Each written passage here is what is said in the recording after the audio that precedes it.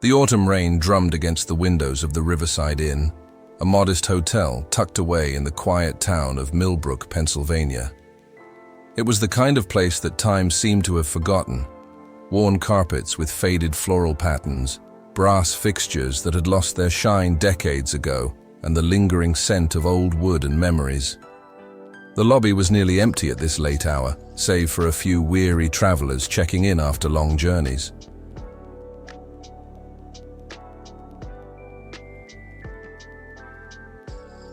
Nicolas Cage pushed through the heavy glass doors, shaking droplets from his weathered leather jacket.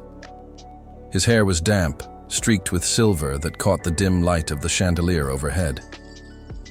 He moved with the quiet confidence of a man who had seen much of the world, yet still carried himself with an understated humility.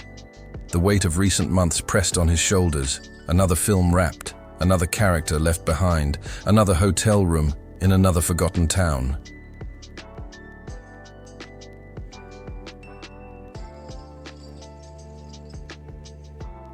Behind the reception desk sat Martha Henderson, a woman in her early 60s with kind eyes and calloused hands that spoke of a lifetime of hard work.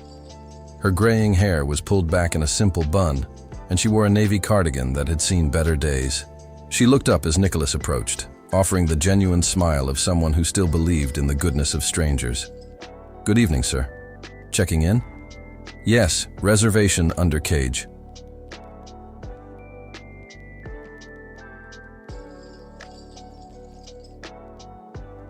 As Martha typed on the old computer, her fingers moved with surprising grace across the keys. Nicholas noticed the small details, the way she hummed softly under her breath, a melody he couldn't quite place, and how her eyes lit up when she found his reservation.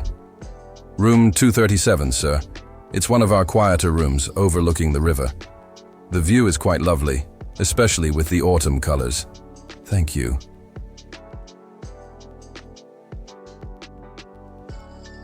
From the corner of his eye, Nicholas caught sight of a young woman in a housekeeping uniform entering the lobby. She was perhaps 28, with dark hair tied back and eyes that held both determination and exhaustion. Her name tag read, Elena. She carried a basket of fresh towels and moved with the efficient grace of someone who took pride in her work, no matter how humble.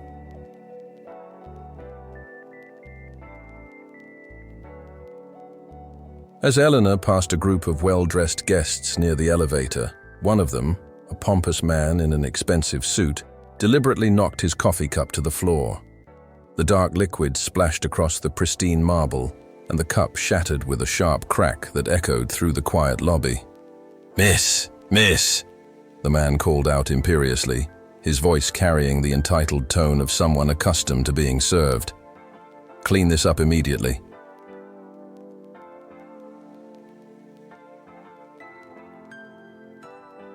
"This is absolutely unacceptable. Coffee spilled everywhere. What kind of establishment is this?" Eleanor immediately set down her basket and hurried over with cleaning supplies she retrieved from her cart. "I'm so sorry, sir. I'll have this cleaned up right away." "You should be sorry," the man's wife chimed in, her voice dripping with disdain. "We're paying good money to stay here, and we shouldn't have to deal with such incompetence."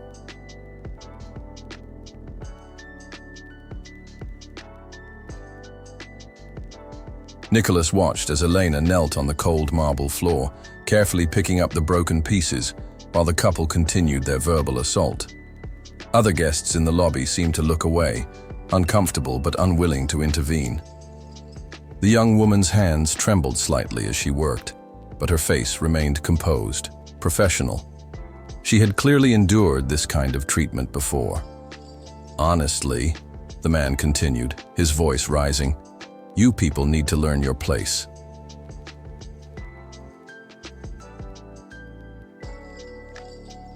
"We could have you fired for this kind of service." Elena's shoulders tensed, but she continued cleaning without a word. Nicholas felt something stir within him, a familiar anger at injustice, at the casual cruelty that some people wielded like a weapon against those they perceived as beneath them. Without hesitation, Nicholas walked over to the scene. His presence seemed to command attention, though he spoke in a calm, measured tone. "Excuse me," he said, addressing the couple.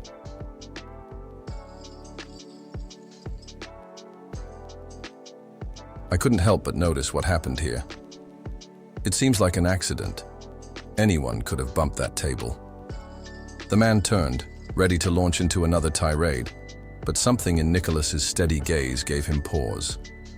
There was no aggression in Nicholas's demeanor, only a quiet authority that suggested this was not a man to be trifled with.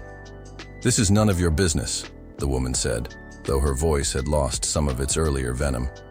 "You're right, it's not," Nicholas replied evenly.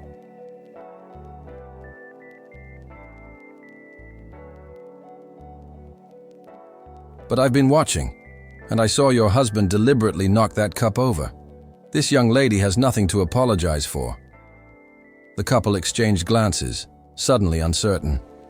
Other guests had begun to pay attention, and the weight of their stares seemed to deflate the couple's arrogance.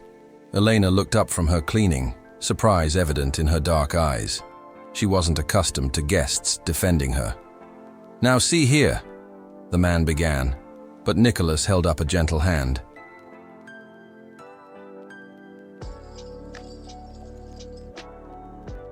"I think we all just want to have a peaceful evening.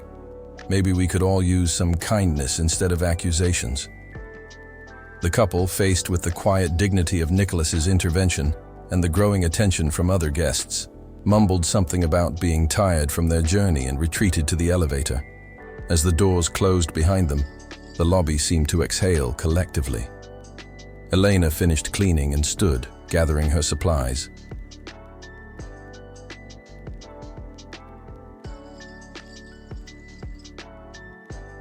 "Thank you," she said quietly to Nicholas, her voice carrying a hint of an accent he couldn't quite place. "You didn't have to do that." "Yes, I did," Nicholas replied simply. "Nobody deserves to be treated that way." For a moment, their eyes met, and Nicholas saw something in her gaze: intelligence, resilience, and a depth that seemed at odds with her humble position. She reminded him of his grandmother, who had worked as a seamstress in New York, taking pride in every stitch despite the long hours and meager pay. Elena nodded once more and continued on her way. But something about the brief encounter stayed with Nicholas as he made his way to his room. Room 237 was exactly as Martha had described: comfortable, but not luxurious, with a window that looked out over the river.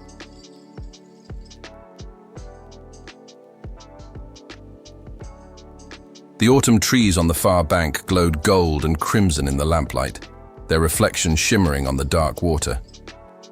Nicholas set his single suitcase on the bed and walked to the window. He could see his own reflection superimposed over the landscape. A man in his 50s, successful by most measures, yet increasingly aware of the spaces between his public life and his private heart.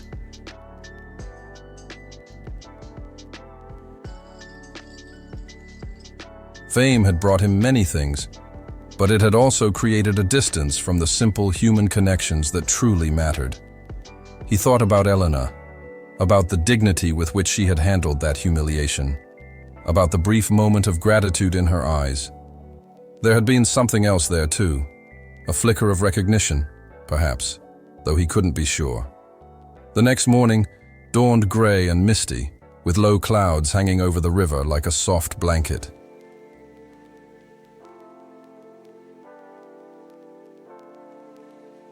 Nicolas had slept fitfully, his mind churning with memories and half-formed thoughts. He decided to take breakfast in the hotel restaurant rather than ordering room service, drawn by a desire for human connection that surprised him with its intensity. The restaurant was a cozy space with windows overlooking a small garden. Most of the tables were empty, the morning rush having passed.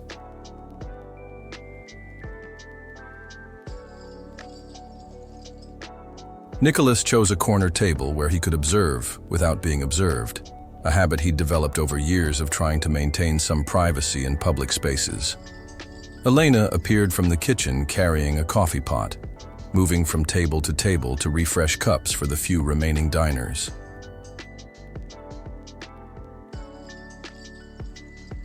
She moved with the same quiet efficiency he'd observed the night before. But in the morning light, he noticed other things.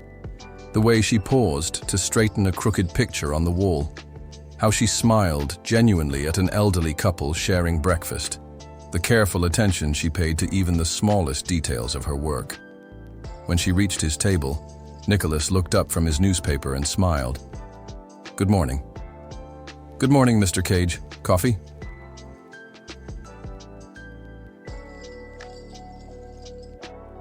She knew his name, of course. It had been in the hotel registry. But there was no awkwardness in her manner, no starstruck behavior that he often encountered. She treated him simply as another guest, and he found this refreshing. "Please. And it's Nicholas. Mr. Cage makes me feel ancient." Elena smiled, a genuine expression that transformed her face. "Nicholas, then, are you ready to order, or would you like a few more minutes?" "A few more minutes would be great. But can I ask you something?"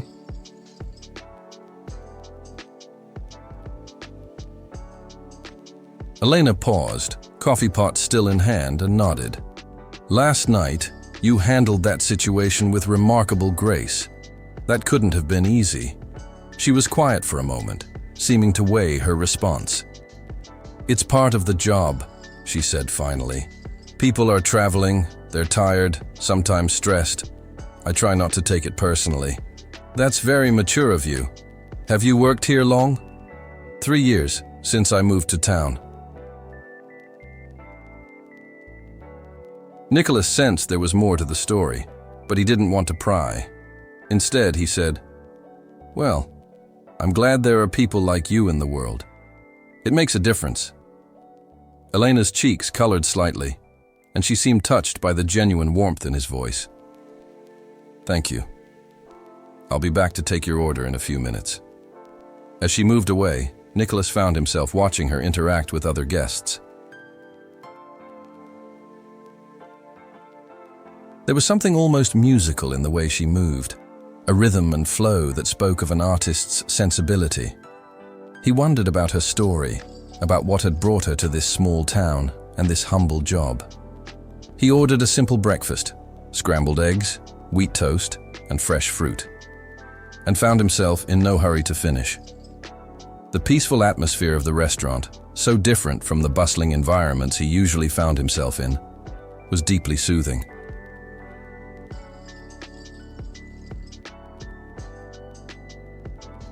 He pulled out his phone to check messages, but found himself ignoring it, instead watching the play of light and shadow in the garden outside.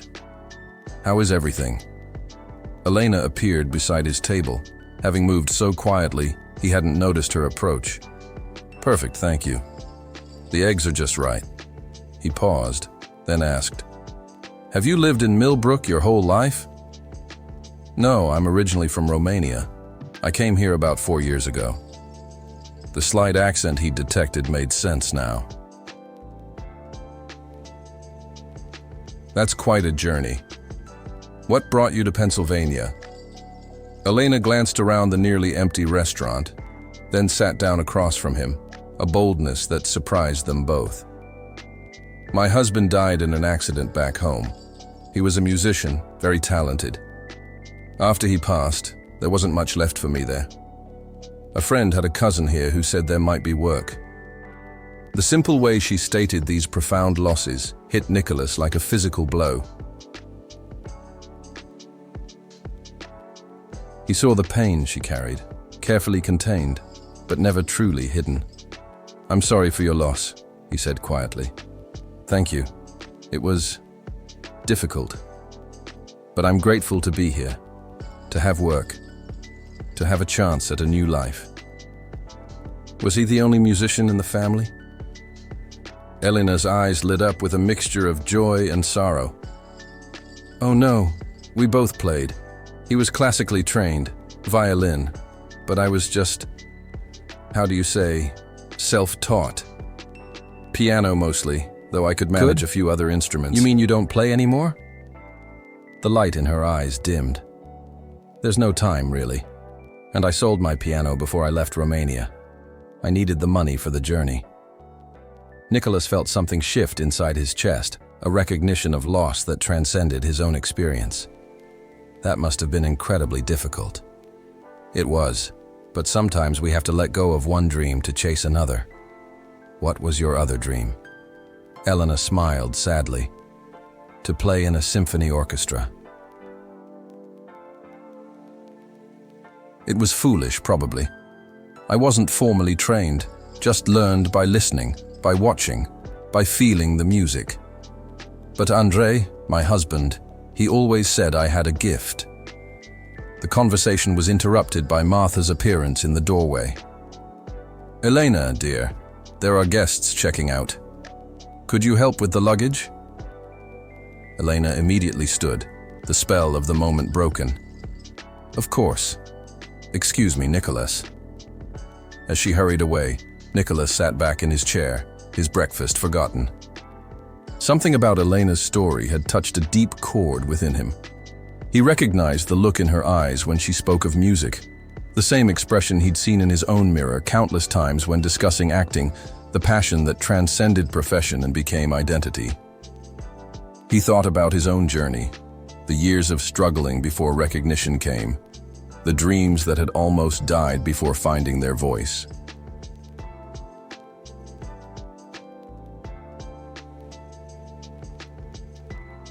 How many Elenas were there in the world, he wondered. People with profound gifts, who never got the chance to share them with the world. Nicholas spent the rest of the morning walking through Millbrook, a town that seemed caught between past and present. Victorian houses lined tree-shaded streets, their wraparound porches speaking of a slower time. Small businesses, a bakery, a bookstore, a music shop, clustered around the town square, each one telling its own story of perseverance and community. He found himself standing outside Hartley's music shop, drawn by the instruments visible in the window. A vintage piano, several guitars, and even a violin that looked remarkably similar to one he'd seen in a film about classical musicians.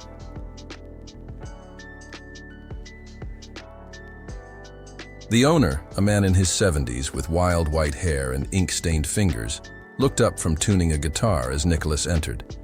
"Can I help you find something?" "Just browsing. Beautiful instruments." "Thank you. Been collecting and refurbishing them for 40 years. Each one has a story, you know. That piano there belonged to the church organist's daughter. She played it every Sunday for 60 years before her arthritis got too bad."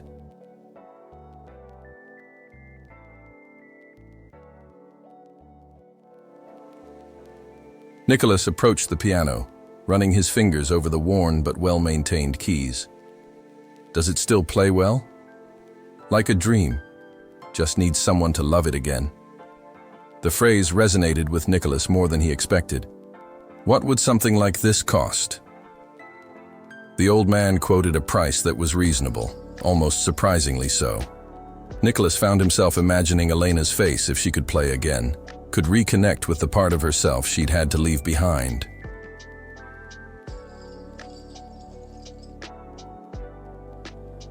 "Can I ask you something?" Nicholas said. "Do you know Elena Petrescu? She works at the Riverside Inn." The man's face lit up. "Elena? Lovely girl. Comes in here sometimes just to look at the instruments. Never buys anything, but I can tell she knows her way around them." "Why do you ask?" "She mentioned she used to play piano. I was thinking maybe she'd like to play again." The old man studied Nicholas carefully, taking in the expensive clothes, the confident bearing. "You're not from around here?" "No, just visiting, but something tells me Elena deserves a chance to reconnect with her music." "She does indeed. I've offered to let her play here sometimes, but she's too proud to accept charity. Says she needs to earn her way." An idea began forming in Nicholas's mind, one that excited and terrified him in equal measure. What if it wasn't charity? What if there was a way for her to earn it? The old man raised an eyebrow. "I'm listening."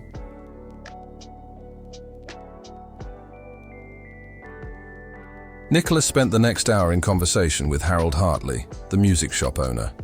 Harold had lived in Millbrook all his life and knew everyone's story. He confirmed what Nicholas had begun to suspect, that Eleanor was respected throughout the town for her work ethic and kindness, but that few people knew about her musical background.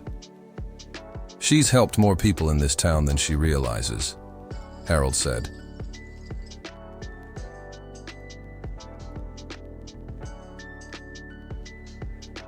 "Always the first to volunteer when someone needs help moving, or when the church needs extra hands for their community dinners. But she keeps to herself mostly. I think the loss of her husband hit her harder than she lets on." By the time Nicholas returned to the hotel that afternoon, his mind was racing with possibilities. He found Elena in the lobby, arranging fresh flowers in a vase on the reception desk.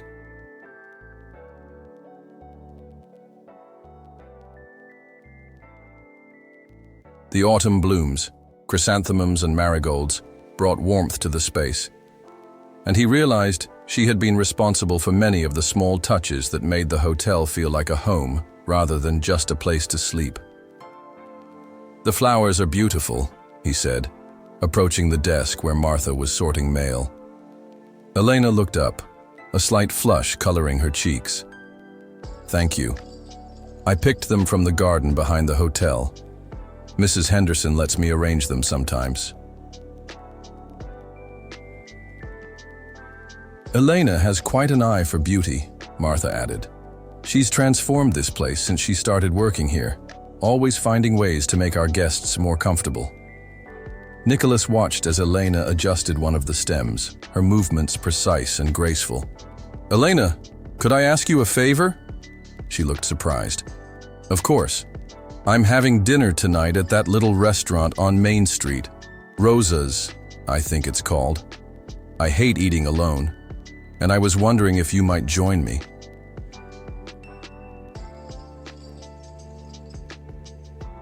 "My treat, of course." Elena's eyes widened, and she glanced at Martha, who was watching the exchange with interest. I don't know. I usually work until 8 and then I'm quite tired." "Please," Nicholas said gently. "I'd enjoy the company, and I have a feeling you might have some interesting stories to share." Martha cleared her throat. "Elena, dear, you've been working extra shifts for weeks. You deserve an evening out. I can handle things here."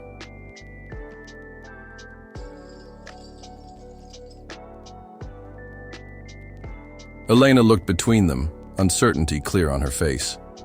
Finally, she nodded. "All right, but I insist on paying for my own meal."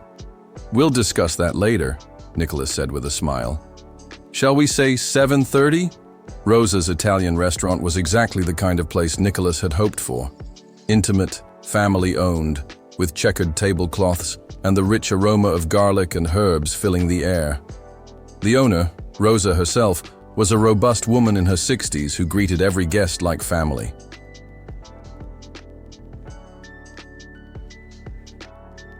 She showed them to a corner table by the window, where they could watch the life of the small town unfold in the evening light.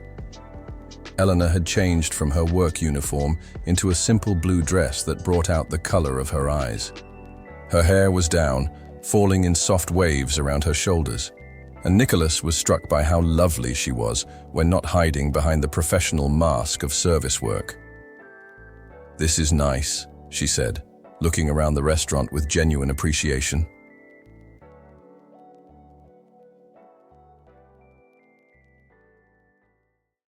"I've passed by here so many times but never had a reason to come in." "You don't treat yourself very often, do you?" Elena shrugged, a gesture that somehow managed to be both defensive and self-deprecating. "There's not much point in treating yourself when you're alone." The honesty of the statement caught Nicholas off guard.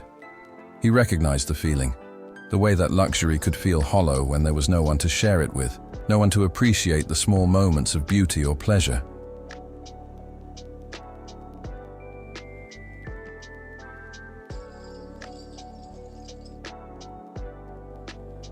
"I understand that feeling," he said quietly. "Success can be very lonely sometimes." Elena tilted her head, studying his face. "Is that why you're here?" In Millbrook, I mean. It seems an unlikely place for someone like you. Someone like me? Well, famous, successful. I'm sure you could stay anywhere you wanted. Nicholas was quiet for a moment, swirling the wine Rosa had recommended. Sometimes the last thing you want is to be somewhere you're expected to be. Sometimes you just want to be normal. And are you? Feeling normal here? More than I have in years, he admitted. There's something about this place, about the people here. Everyone just treats me like a person, not like a commodity or a curiosity. Their conversation flowed easily over dinner, covering everything from Elena's memories of Romania to Nicholas's early years as a struggling actor. Elena was an engaged listener, asking thoughtful questions and offering insights that revealed both intelligence and empathy. Nicholas found himself sharing stories he rarely told anyone, memories of his uncle Francis Ford Coppola encouraging his early interest in acting, of the years when he waited tables and did construction work to pay rent while auditioning for parts. "It's funny," Elena said over dessert, "how we both left home to chase our dreams, but in such different circumstances."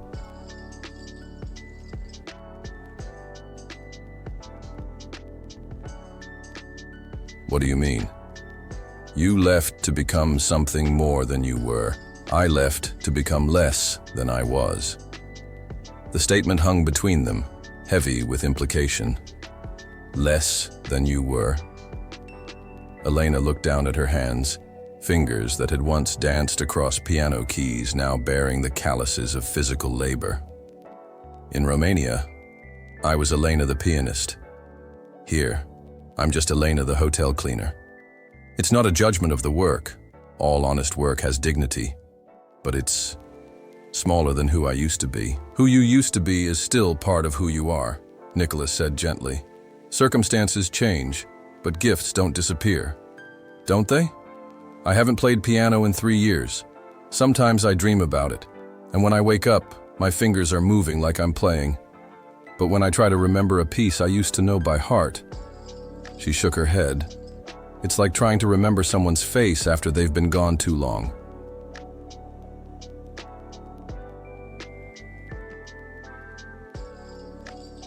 Nicholas felt his heart ache for her loss. Not just the loss of her husband, but the loss of herself, of the artist she had been. What if I told you I might know a way for you to play again? Elena's eyes sharpened with interest and wariness. What do you mean? Harold Hartley. He owns the music shop. He has a beautiful piano. We were talking this afternoon and he mentioned that he's been looking for someone to give lessons to local children. Someone with real musical ability.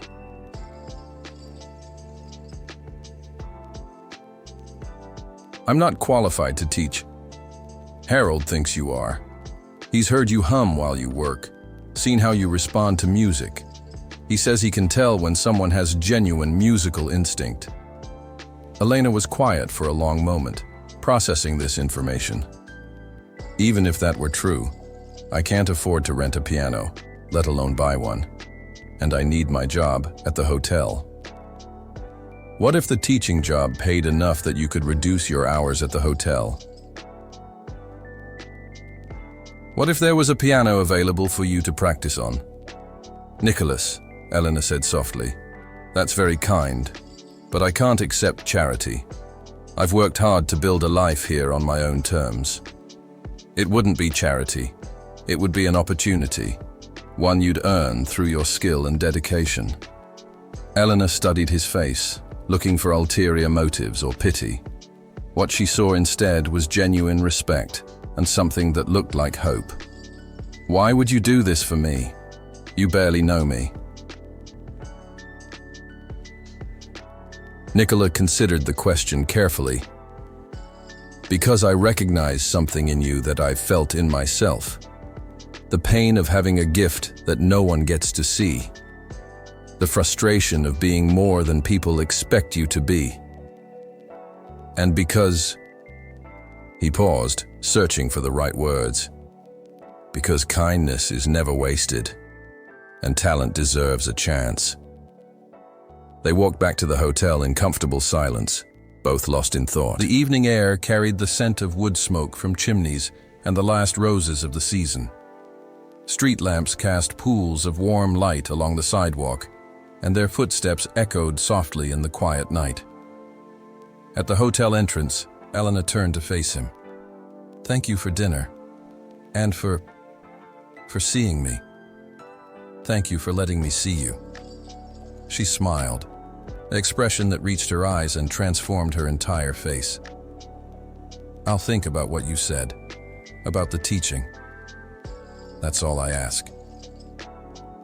As Nicholas watched her disappear into the hotel, he felt something he hadn't experienced in years, the deep satisfaction of connecting with another human being in a meaningful way. Not as Nicolas Cage the actor, but as Nicholas the man who understood the weight of dreams deferred and the courage required to begin again. The next morning brought sunshine and a crispness to the air that spoke of autumn's full arrival. Nicholas woke early, energized by a sense of purpose he hadn't felt in months.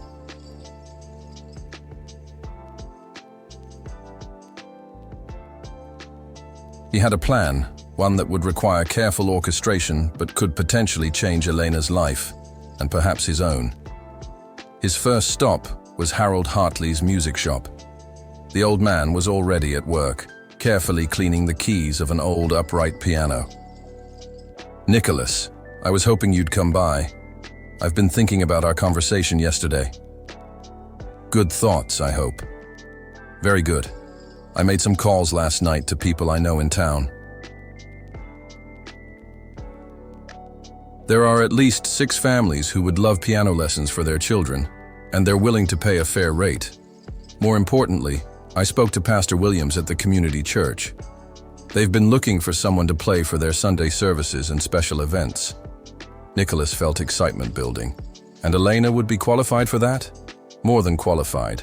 I had her pegged right. She has the gift. Raw talent like hers is rare." "What about the piano?"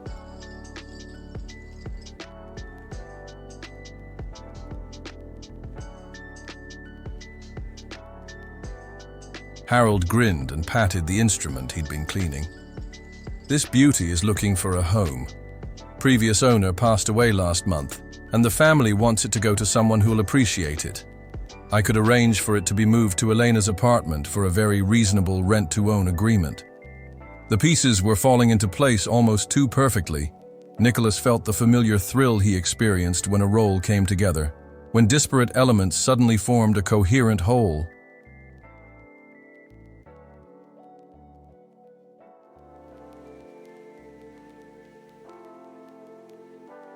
"There's one more thing," Nicholas said. "I'd like to remain anonymous in all of this. Elena is proud, and she wouldn't accept what she perceived as charity from a stranger." Harold nodded thoughtfully. "I understand. But how do we explain the sudden availability of all these opportunities?" "Leave that to me."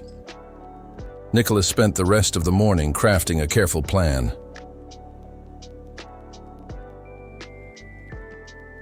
He would need to involve Martha at the hotel, Pastor Williams at the church, and several other key figures in the community. It would require delicate maneuvering, but it was doable. His first conversation was with Martha Henderson, whom he found in the hotel's small office behind the reception desk. "Mrs. Henderson, could I ask you something in confidence?" Martha looked up from her paperwork, curiosity evident in her kind eyes. "Of course. How well do you know Elena?"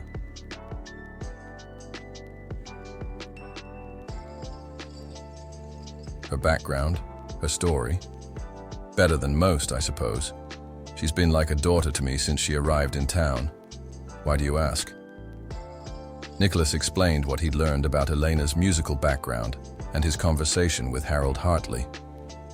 Martha's eyes widened as she realized the scope of his plan. "You want to create opportunities for her without her knowing you're behind them?" "Exactly. She needs to believe she's earning these chances, not receiving them as gifts."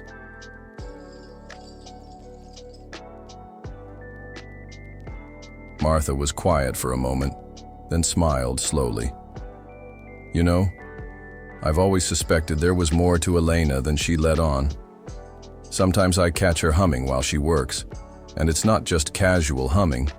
It's sophisticated, complex melodies that most people wouldn't know. So you'll help? Absolutely. But can I ask why this matters so much to you? Nicholas considered how to answer. Have you ever met someone and immediately recognized something of yourself in them? Not the surface details, but something deeper. The core of who they are. Martha nodded. My late husband. I knew within 5 minutes of meeting him that he understood the world the same way I did. That's what I see in Elena. A fellow artist who's been forced to hide her true self. And I know what that cost feels like. Over the next few hours, Nicholas set his plan in motion. He spoke with Pastor Williams about the church's need for a pianist, mentioning that he'd heard there was a talented musician working at the Riverside Inn. He visited 3 families in town, introducing himself as a talent scout for a music education program and asking if they'd be interested in piano lessons for their children. Each conversation required careful navigation. He needed to plant seeds without revealing his identity or intentions.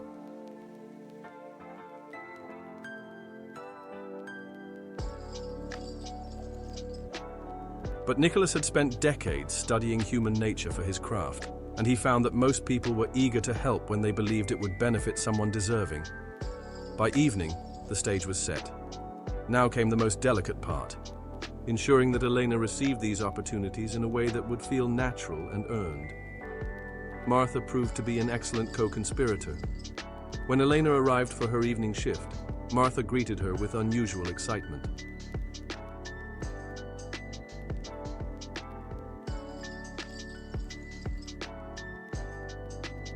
Elena, dear, the most interesting thing happened today.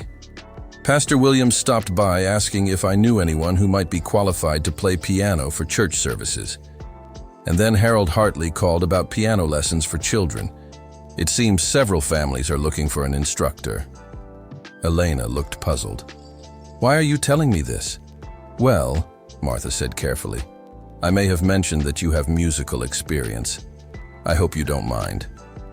Martha.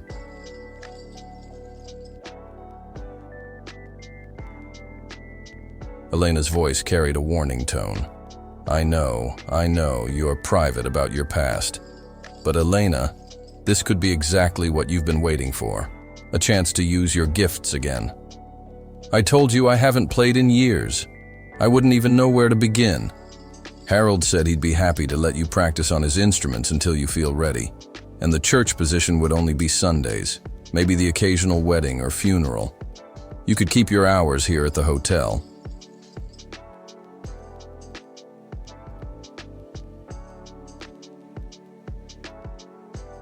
Elena was quiet for a long moment, and Nicholas, who had been listening from the lobby, could almost hear the war between hope and fear in her silence. I don't know, she said finally.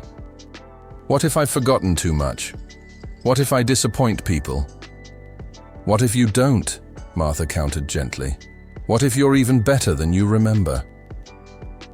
That evening, Nicholas found himself pacing his hotel room, waiting for Elena to make her decision. He had done everything he could without overstepping, but ultimately, she had to choose to reclaim her musical identity. Around 9 o'clock, there was a soft knock at his door. He opened it to find Elena standing in the hallway, still wearing her work uniform, but with an expression of nervous determination.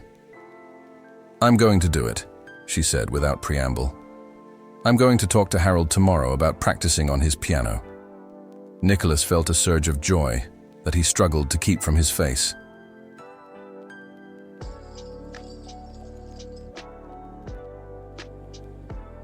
That's wonderful news. I wanted to thank you, she continued. Our conversation last night, it reminded me that I used to be brave. I used to take chances on myself. The bravery was always there, Elena. You've shown it every day since you arrived in this country. This is just a different kind of courage. She smiled, and he saw in her face the woman she had been before tragedy reshaped her world. Confident, passionate, ready to embrace her gifts.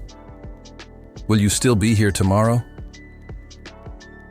I might need some moral support when I go to the music shop. I wouldn't miss it. The next morning dawned bright and clear, with the kind of crisp autumn air that seemed to promise new beginnings.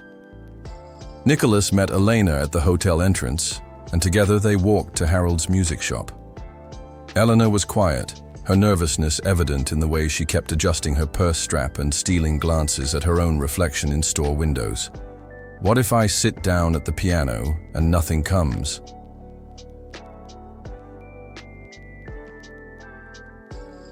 She asked as they approached the shop.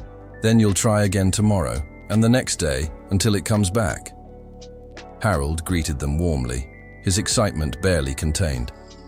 Elena, I'm so glad Martha convinced you to come. She's quite persistent, Elena said with a small smile. Harold led them to the back of the shop, where the refurbished piano sat in a pool of morning sunlight. It was a beautiful instrument, a baby grand from the 1940s, with mahogany finish and ivory keys that had been restored to their original luster. Go ahead, Harold encouraged. She's been waiting for someone to play her. Elena approached the piano slowly, her fingers hovering over the keys without touching them. Nicholas could see the internal battle playing out across her face. Longing, warring with fear. Hope struggling against the weight of years spent in silence. Finally, she sat down on the bench and placed her hands on the keys. She closed her eyes for a moment, seeming to center herself, and then began to play. The first notes were tentative, uncertain, but as the melody developed, Elena's confidence grew. Nicolas recognized the piece, Chopin's Nocturne in E-flat major, a composition that required both technical skill and emotional depth. Elena's interpretation was breathtaking, filled with the kind of mature understanding that came from genuine loss and hard-won wisdom. Harold's eyes widened as he listened, and Nicholas felt his own throat tighten with emotion. This wasn't just someone playing piano. This was an artist speaking in her native language after years of enforced silence. When the piece ended, Elena sat motionless for a moment, tears running down her cheeks.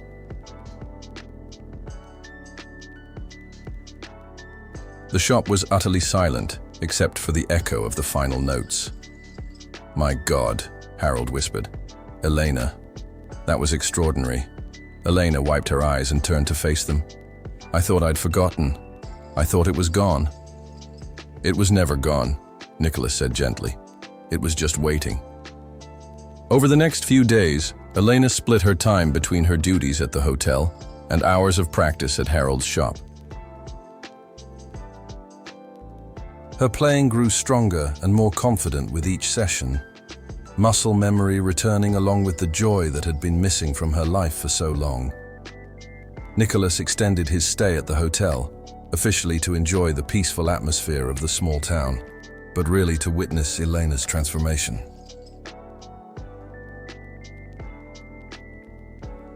Each day brought new developments. Pastor Williams visited the music shop and immediately hired Elena for Sunday services. 3 families committed to piano lessons for their children, and word began to spread throughout the community about the talented pianist who had been hiding in plain sight. The first Sunday Elena played at the community church was a revelation. Nicholas sat in the back pew, watching as Elena took her place at the old upright piano near the altar.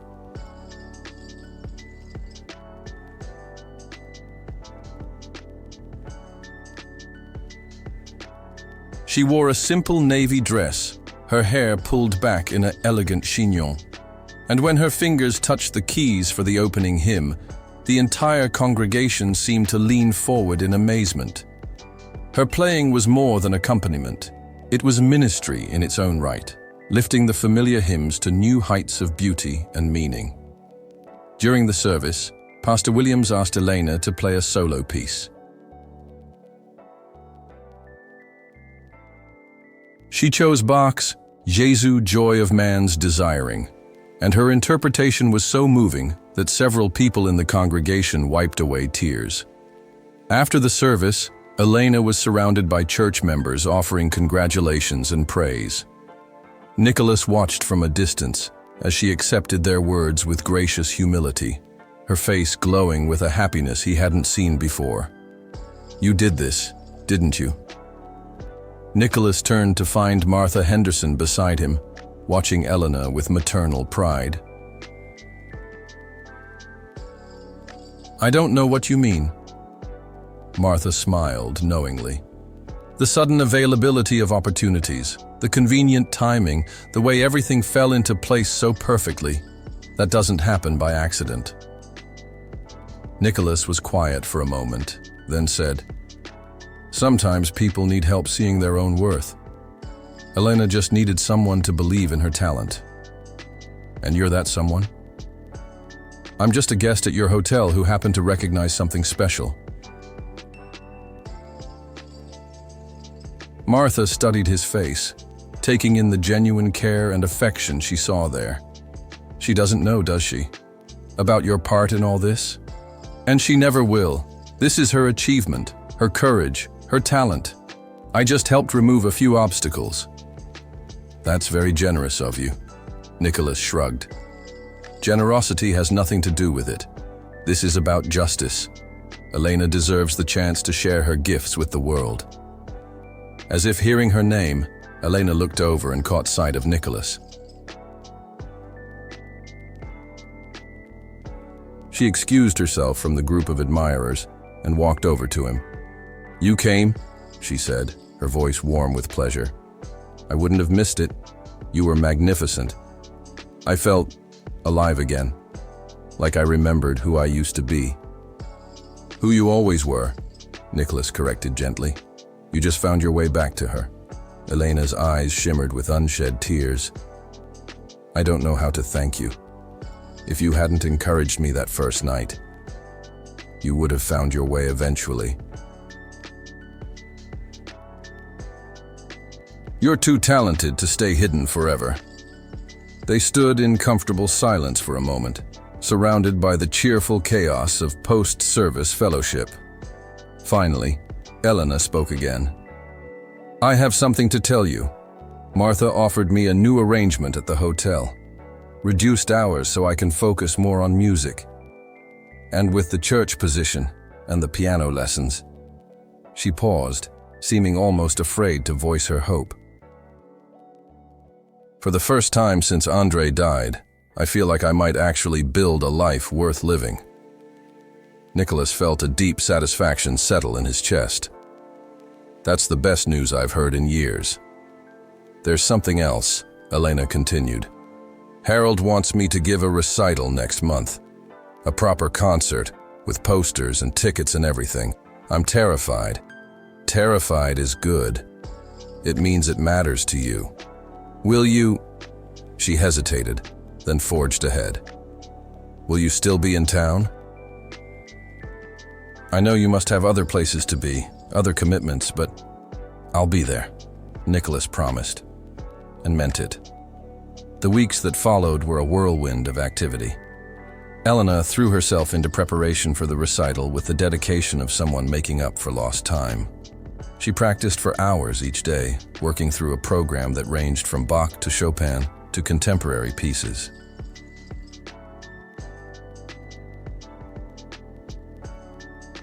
Harold arranged for the concert to be held at the town hall, a charming venue with excellent acoustics and seating for 200. Nicholas found himself becoming an integral part of Millbrook's daily life. He took long walks through the town, stopping to chat with shop owners and residents who had begun to treat him as a neighbor rather than a celebrity.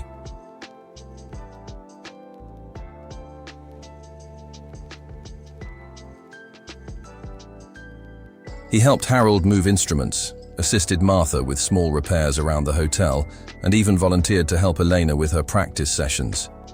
During these practice sessions, Nicholas discovered yet another dimension to Elena's talent. She wasn't just a skilled performer, she was a thoughtful interpreter of music, capable of finding fresh meaning in familiar compositions.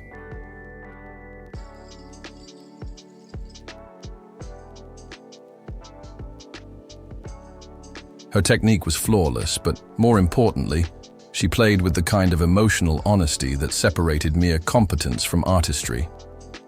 "You know," Nicolas said one afternoon as Elena finished working through a particularly challenging passage, "you should consider performing professionally again." Elena shook her head immediately. "Oh no, this is enough, more than enough. I have a good life here, people who appreciate what I can offer. I don't need more than that."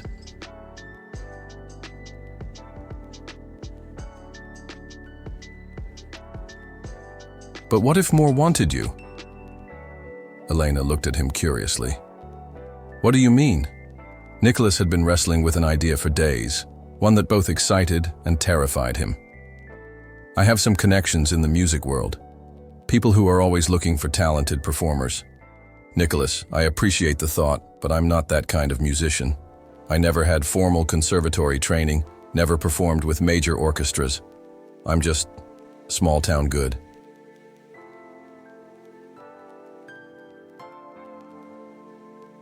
"You're much more than that, and I think you know it." Elena was quiet for a moment, running her fingers over the piano keys without pressing them. "Even if that were true, I don't want to leave Millbrook. This is home now." "Who said anything about leaving?" Over the next few days, Nicolas made a series of phone calls to contacts in New York, Los Angeles, and Nashville. He spoke with recording executives, concert promoters, and music video producers, describing Elena's talent without revealing her identity or location. The response was unanimous. If she was as good as Nicolas claimed, they wanted to hear her play. But Nicolas was careful not to commit Elena to anything without her knowledge and consent.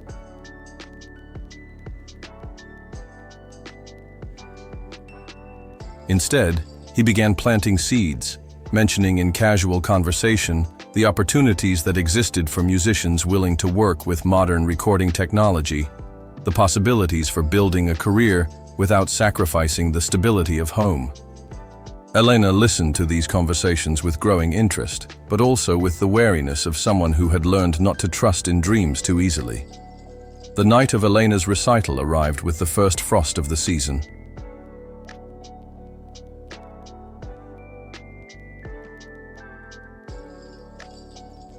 The town hall was packed to capacity, with people who had driven from neighboring communities to hear the mysterious pianist who had captured Millbrook's imagination. Nicolas had invited several music industry professionals to attend, describing it as a rare opportunity to discover genuine talent in an intimate setting. Elena stood in the small backstage area, wearing an elegant black dress that Harold's wife had helped her select.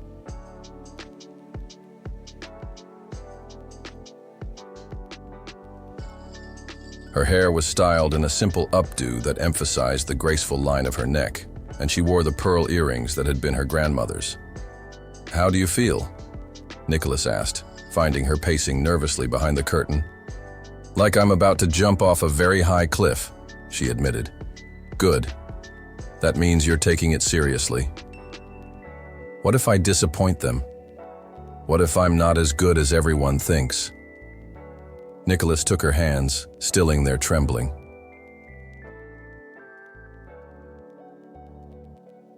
"Elena, you've already given this community more than they ever expected. Tonight is just sharing that gift with a wider audience. Will you be in the front row? I'll be exactly where I can see you best." The recital began with Chopin's Ballad in G minor, a piece that showcased both Elena's technical precision and her emotional depth. From the first notes, it was clear that something special was happening.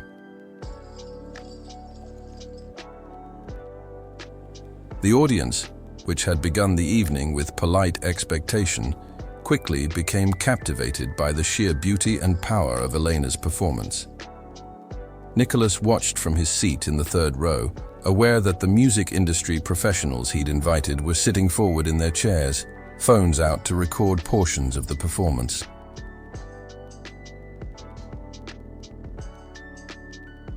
But more importantly, he watched Elena herself, the way she became one with the music, her entire being focused on the conversation between her heart and the piano. The program continued with Bach's Goldberg Variations, Debussy's Clair de Lune, and concluded with a piece Elena had composed herself, a haunting melody she called André's Song, dedicated to her late husband.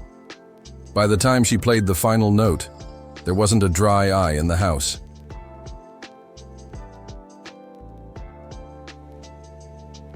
The standing ovation lasted for nearly 5 minutes, with cries for encore after encore.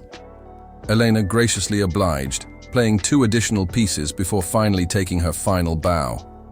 As she walked off stage, Nicolas caught her eye and nodded once, a gesture that conveyed pride, recognition, and the deep satisfaction of witnessing talent finally given its due.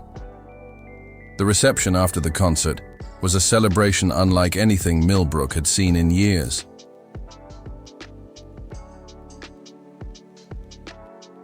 Elena was surrounded by admirers, but Nicolas noticed that she handled the attention with the same grace she brought to her music. Humble but not self-deprecating, grateful but not overwhelmed. As the evening began to wind down, one of the music industry professionals Nicolas had invited approached him. "Where did you find her?" the man asked without preamble. "She was always here, just waiting for the right moment. We need to talk. There are opportunities. Talk to her, not to me."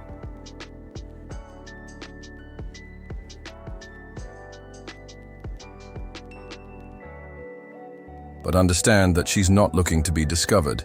She's already found what she was looking for. Nicolas excused himself and found Elena on the steps outside the town hall, getting some fresh air away from the crowd. "Congratulations," he said, sitting down beside her. "That was extraordinary."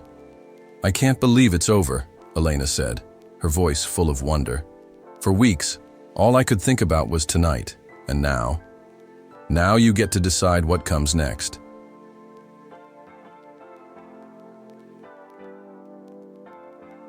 Elena turned to look at him, something shifting in her expression.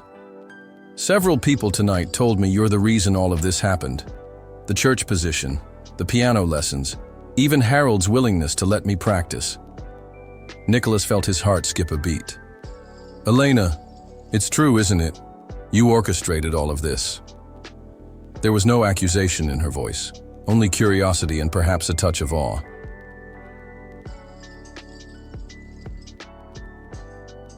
Nicolas considered denying it, but looking into her intelligent, perceptive eyes, he knew she deserved the truth. "I may have helped create some opportunities," he said carefully, "but everything else, the talent, the courage, the work, that was all you." Elena was quiet for a long moment, processing this confirmation of what she had begun to suspect. "Why?" she asked finally. "Because I recognized something in you the first night I saw you. The same thing I see in my mirror sometimes. Someone with a gift that the world needed to hear. But you don't even know me. I know enough.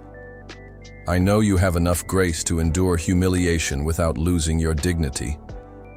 I know you have enough courage to start over in a foreign country. I know you have enough talent to move an entire room to tears. That's enough."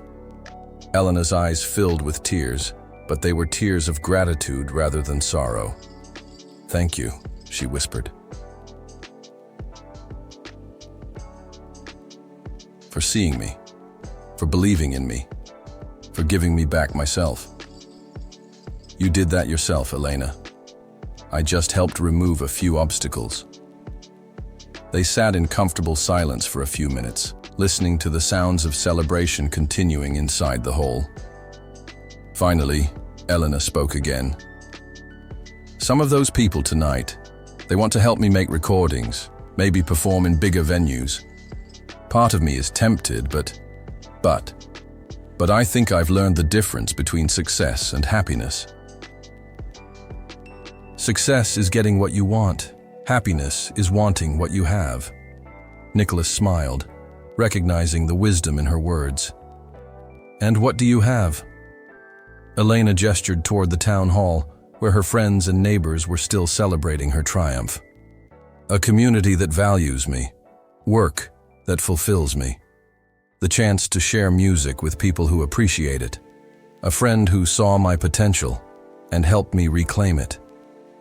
She looked at him directly. What more could anyone want? What more indeed? As if summoned by their conversation, Martha Henderson appeared in the doorway of the town hall. "Elena, dear, people are asking for you inside.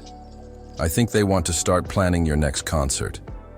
Elena laughed, a sound full of joy and possibility. "Next concert? I haven't even recovered from this one yet." "That's the price of success," Nicholas said with a grin. "Everyone wants more." Elena stood up, smoothing her dress and taking a deep breath. "Will you come back inside with me?"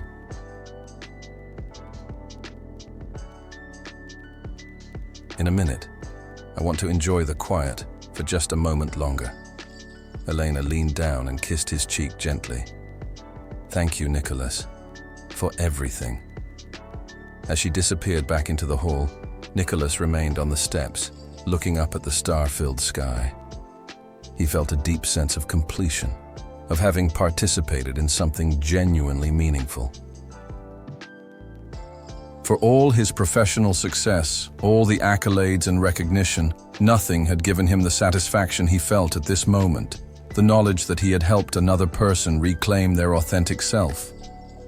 His phone buzzed with a text message from his agent, asking about his next project, his availability for meetings.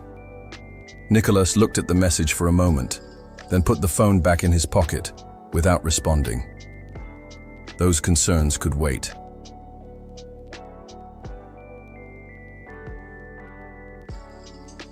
Tonight was about something more important than career moves or professional obligations.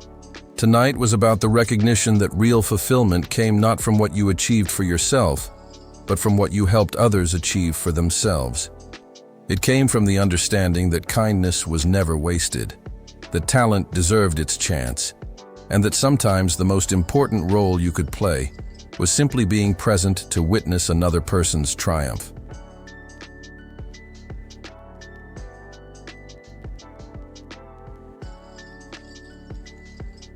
Three months later, Nicholas returned to Millbrook for Elena's Christmas concert. The town hall was decorated with pine boughs and twinkling lights, and snow fell softly outside the windows as Elena played a program of seasonal favorites and classical pieces. Her confidence had grown even stronger, her technique more polished, and her connection with her audience deeper than ever.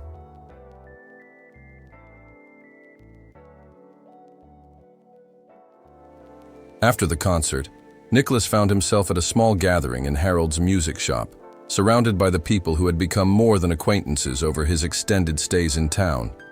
Elena played informal pieces on Harold's piano, while Martha served homemade cookies, and Harold regaled everyone with stories of the various instruments in his collection.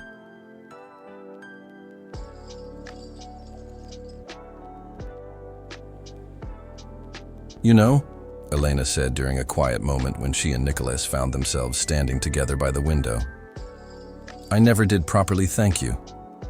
"For what?" "For showing me that it's never too late to become who you're meant to be." Nicholas smiled, watching the snow fall outside. "I think you showed me the same thing." "How so?"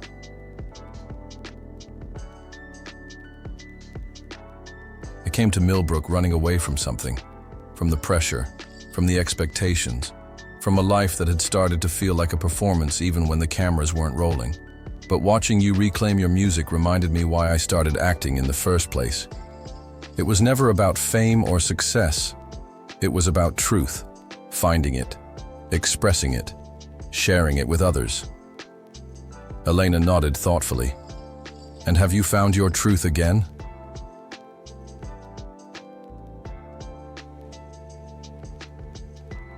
Nicholas considered the question, looking around at the warm gathering of friends, at the simple joy of people sharing music and conversation on a snowy evening.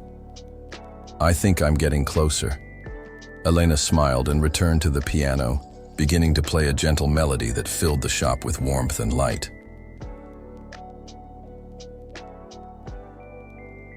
Nicolas settled into a comfortable chair, surrounded by friends who valued him for who he was rather than what he had achieved, listening to music played by a woman who had rediscovered her gifts and chosen to share them with a community that cherished her. Outside, the snow continued to fall, blanketing Millbrook in peaceful quiet. But inside Harold's music shop, there was music and laughter and the deep satisfaction that comes from connections genuinely made and gifts generously shared.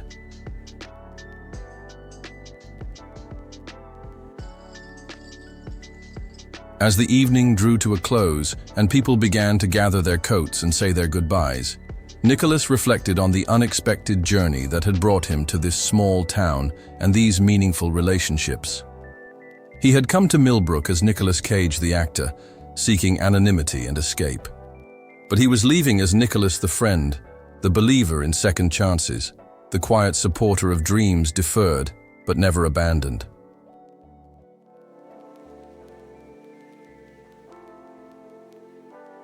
Elena's story had reminded him that real success wasn't measured in box office receipts or critical acclaim, but in the courage to be authentically yourself and the generosity to help others do the same. Her transformation from a hidden talent to a celebrated artist hadn't required dramatic gestures or grand stages. It had required only the recognition that gifts unused were gifts wasted, and that every person deserved the chance to share their unique contribution to the world's beauty.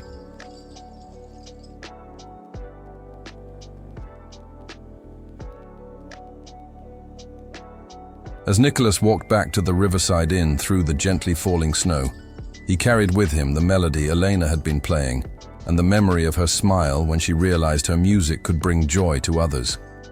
He thought about the people he had met in this small town, about Martha's kindness and Harold's enthusiasm, and the dozens of others who had welcomed him not as a celebrity, but as a neighbor.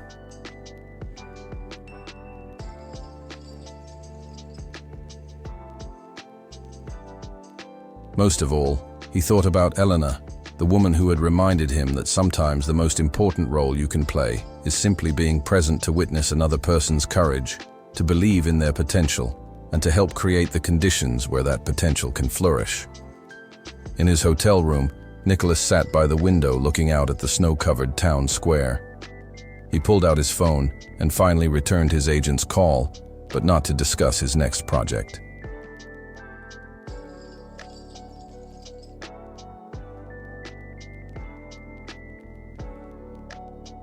Instead, he talked about establishing a foundation to support working artists, particularly those whose circumstances had forced them to set aside their gifts. He wanted to create opportunities for people like Elena, talented individuals who needed only a chance to show the world what they were capable of. The conversation lasted well past midnight, with Nicolas outlining his vision for a program that would identify and support artists in small communities across America.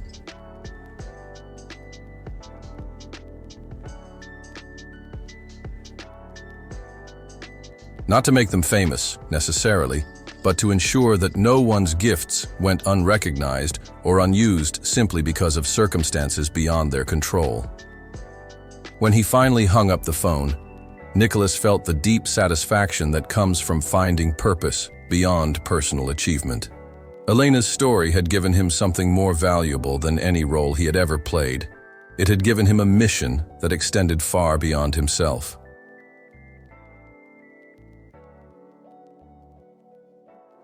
6 months later, the Elena Petrescu Foundation for Community Artists held its first annual showcase, featuring talented individuals from small towns across America. Elena herself served on the selection committee, traveling to auditions and performances to identify artists whose stories echoed her own. Nicolas attended the inaugural showcase as a quiet observer, watching from the back of the concert hall as 12 different artists, musicians, painters, sculptors, writers, shared their work with an audience of supporters and industry professionals. Each artist had been given the same thing Elena had received: recognition, opportunity, and the resources needed to develop and share their gifts.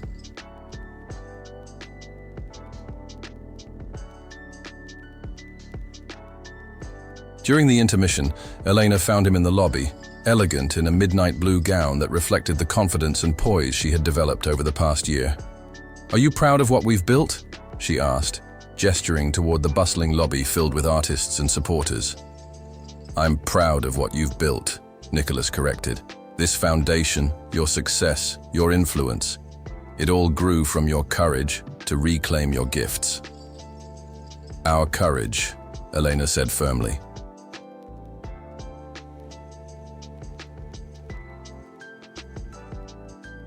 "You showed me that kindness from strangers is real, that people can see potential in others and act on it without expecting anything in return. That lesson is what I try to pass on to every artist we support." Nicolas smiled, remembering that first evening in the Riverside Inn, when he had watched a young woman clean up spilled coffee with dignity and grace. "Never underestimate a kind heart," he said quietly. "What?" "Something I learned from a very wise housekeeper."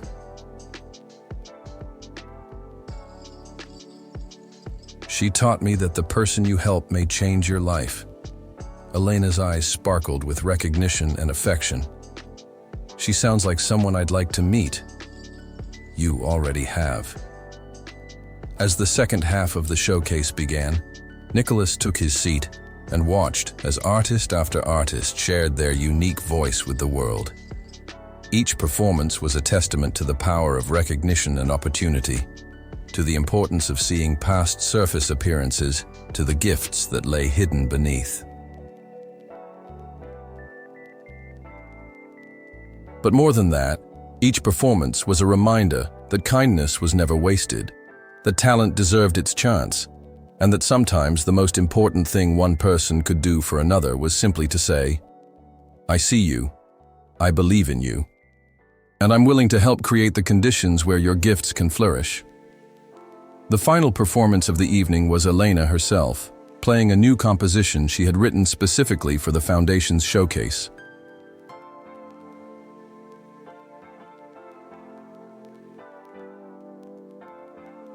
She called it "The Melody of Second Chances," and it wove together themes of loss and hope, of dreams deferred and dreams reclaimed, of the courage required to begin again and the grace required to help others do the same. As the last notes faded and the audience rose in thunderous applause, Nicolas felt a profound sense of completion. He had come to Millbrook seeking escape from his own life, but he had found instead a deeper understanding of what it meant to live meaningfully.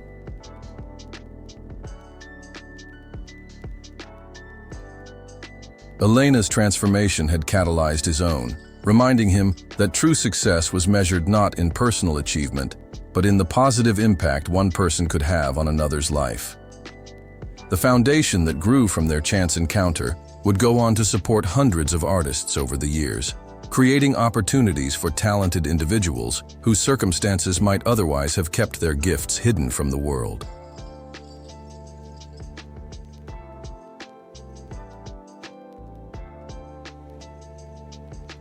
But its real legacy was the reminder that every person carries within themselves the potential to recognize and nurture the gifts of others. That kindness, when given freely and without expectation of return, has the power to transform not just individual lives, but entire communities.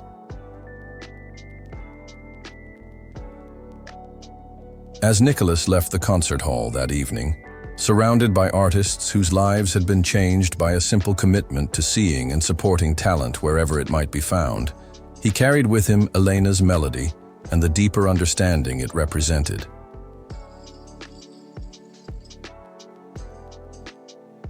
Sometimes the most important role anyone could play was not the starring part, but the supporting role, the quiet presence that helped others claim center stage and share their unique gifts with a world that desperately needed to hear them. The story of Nicolas and Elena had become something larger than either of them had imagined that first night in a small-town hotel lobby.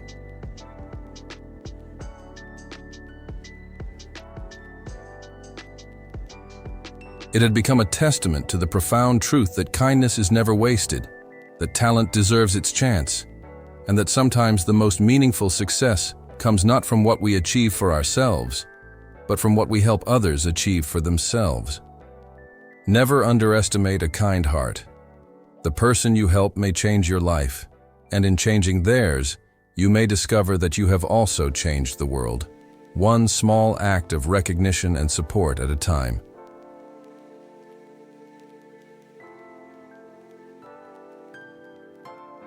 If this story touched your heart, please like this video, subscribe to our channel, and share it with someone who might need to hear Elena's message today.